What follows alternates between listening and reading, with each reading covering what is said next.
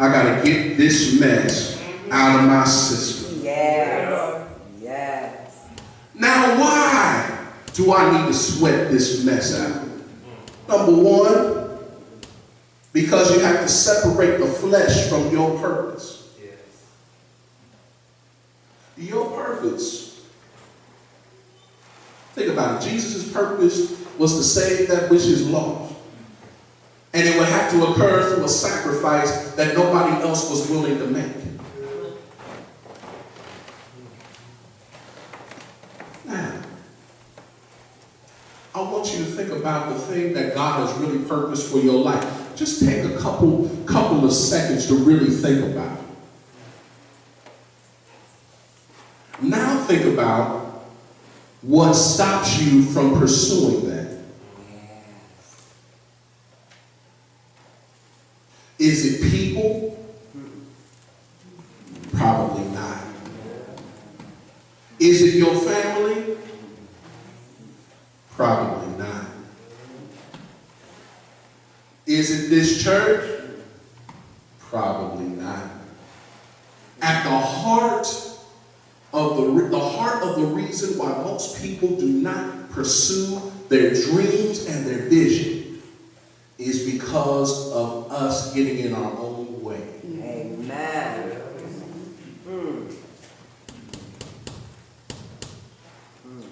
Jesus stayed on his knees until the mess that would try to impede progress was out.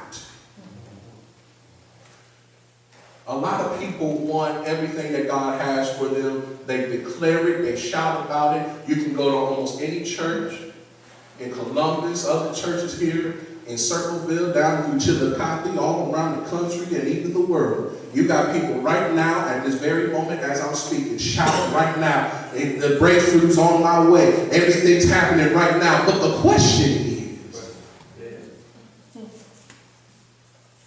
will they get in their own way of their breakthrough? Church, the question for you today is, will you get in the way of your own breakthrough? I love when God changes the tone of a message.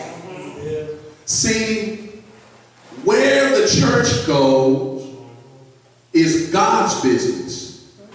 Where you go, according to the will of God, is God's business and yours. Amen. But do you care enough to move ahead?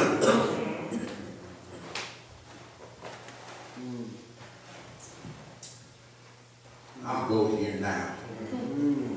I've never done it this way, which means that I'm too scared to do it, even if God told me. God told you. He said a few things. I'll never leave you, nor forsake you. He also said that nothing in this world formed against you is going to prosper. So if I told you to do a thing, then guess what? You can bank on it, coming to pass. But the real work is, are you going to allow what your spirit should have control over to get in the way? Look at the next thing that will occur. You'll learn when you separate and you sweat out and you get out the mess in your system that will hold you up. The next thing you'll find out about yourself is that you can stay cool in the midst of heated exchanges. In other words, you will never have to argue with nobody ever again. You missed that. Maybe I'm going to call out a demon. Some of y'all might be argumentative. You will never have to argue about a daggone thing ever again if you get with it. Jesus got up from praying all hard. And the first thing that occurs is his disciples weren't praying. Then folk ready to take him to jail and kill him. His disciples get all mad, ready to kill somebody.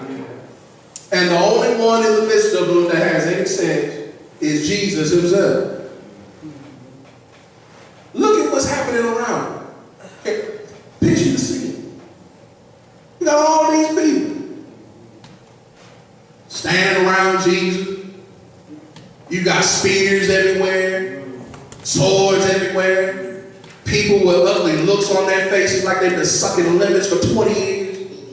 Man. High priest mad, everybody mad, disciples mad, ready to fight.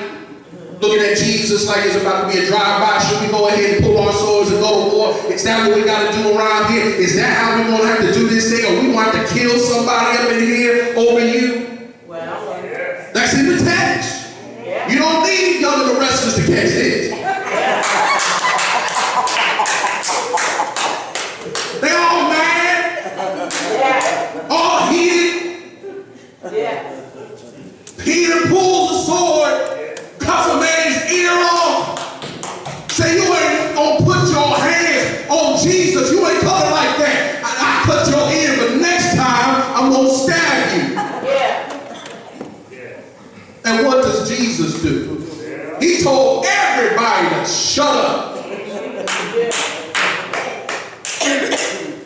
He said what? No more of this.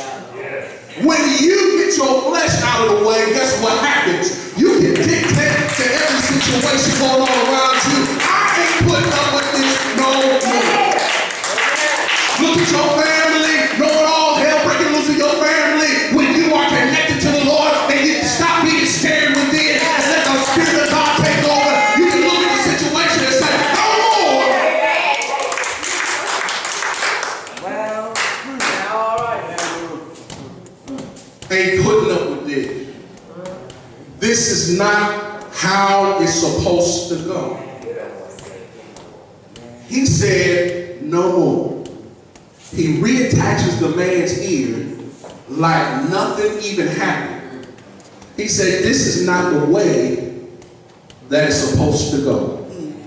I know it's my time. Let it happen. No more of this. See, people will know that you're saved by your reaction to situations. Nobody needs to ask you where you go to church.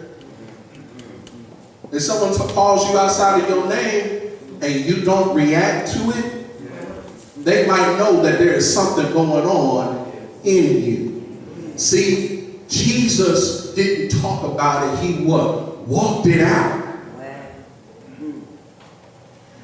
It's not just, Lord, do it. It's, Lord, help me so I can what? Display your glory. Whatever I got to do right now, let me do it now so I can face what's ahead of me. Staying cool under pressure. You can't do it. That's all right. I'm going to keep on moving. Your past is too messed up to be used by God. That's all right. Amen. I'm going to keep on moving. Amen. Amen. See, that's the difference. You see how I'm kind of rocking right now? This is like my normal demeanor. And the reason it's my normal demeanor, some people say, you know, it's like there's a song going on in your head when you start moving. It's because I'm at peace. If you only knew what God has been doing, I'm just going to say for myself, what he's been doing this week to remind me that I'm right where I need to be. Folk don't faze me no more.